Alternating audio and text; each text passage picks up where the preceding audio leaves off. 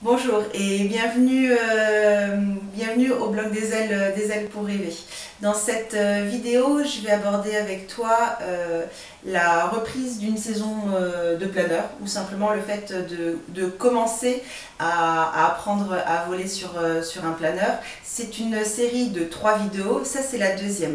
Donc la deuxième, le sujet est la mise en piste du planeur, en sachant que la première que tu as peut-être vue, c'était la sortie du planeur, la manutention du planeur dans le hangar. Donc si tu n'as pas vu la première, je t'invite à cliquer en dessous de cette vidéo et ça te permettra de mettre les choses dans le border. Elle dure environ 3 minutes et demie, donc ça ne te prendra pas énormément de temps. Donc, je me présente, je m'appelle Elodie, je suis l'auteur du blog Des ailes pour rêver. J'aide les passionnés de l'air et les pilotes à oser plus, voler plus, donc plus vite, plus loin, moins cher. Et... Oui, c'est pas mal. Et donc je te présente Maxime qui est formateur d'instructeur planeur, instructeur aussi ULM, et tu as une page Facebook qui s'appelle Info Aéro, tout simplement. Donc voilà, donc je t'invite à cliquer dessus aussi. Alors Maxime. Le sujet donc c'est la mise en piste, donc on a sorti le planeur proprement sans le casser. Il est bien équipé, il est prêt à aller en piste, donc déjà la première chose à faire c'est regarder le sens du vent par la manche à air et mettre le planeur en piste du bon côté. Donc, côté de la piste. Du bon côté de la piste. On décolle toujours vent de face. Soit vous êtes autonome à ce niveau-là, soit il y a toujours un instructeur qui va traîner dans le coin et qui va vous indiquer quel est le côté le plus adéquat pour le décollage. Ou un pilote expérimenté. Ou un pilote expérimenté. Voilà, ça dépend de la philosophie de chaque club. Ensuite, on va prendre un véhicule adapté, donc souvent il y a des petites golfettes, il y a des véhicules de piste, il y a des tracteurs, les véhicules des pilotes. Les véhicules des pilotes, ça peut être aussi effectivement le cas. Et on va tracter le planeur à vitesse d'une personne qui marche, puisqu'on a toujours une personne en bout d'aile pour amener le planeur en piste, donc on ne va pas aller trop vite dans le véhicule. Et on va donc mettre le planeur en piste. La personne qui est dans le véhicule tracteur doit toujours regarder ce qui se passe derrière, puisque en se retournant ou dans le rétro, de manière à s'arrêter s'il y a un souci. Donc voilà, une fois que le planeur est en piste... s'arrêter s'il y a un souci ou accélérer.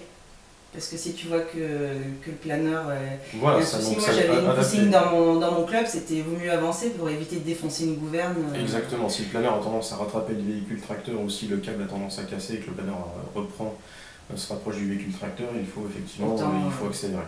Voilà, donc il faut toujours s'adapter et observer ce qui se passe, ça c'est le plus important. Derrière on tire un planeur qui coûte quelques sous au club, donc on va y faire attention.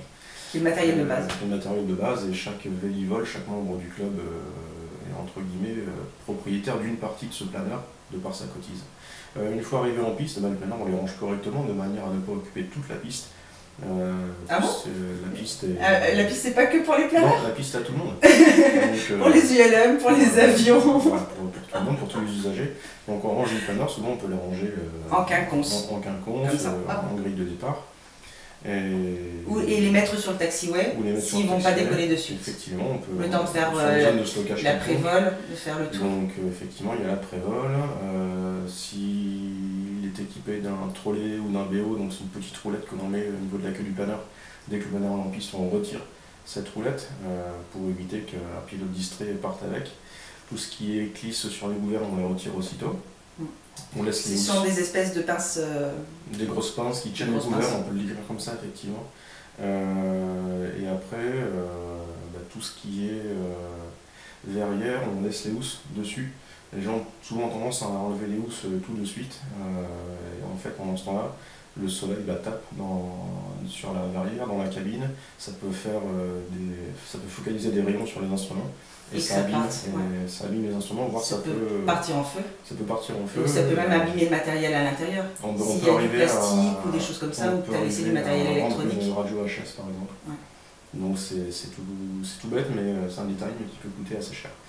Donc on les range bien, on laisse les housses, on fait la prévole calmement.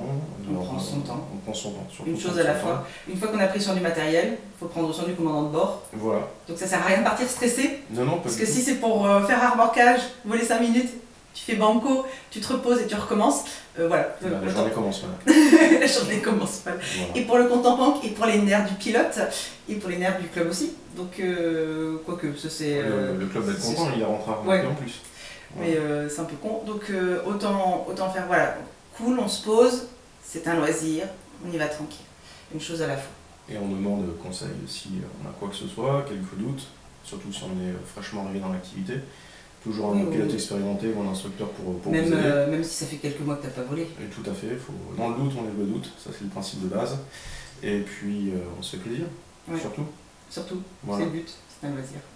Donc voilà, bah, écoute, j'espère que cette deuxième vidéo des séries de 3 sur le fait de revenir au club ou de commencer tout simplement une activité de planeur t'a plu.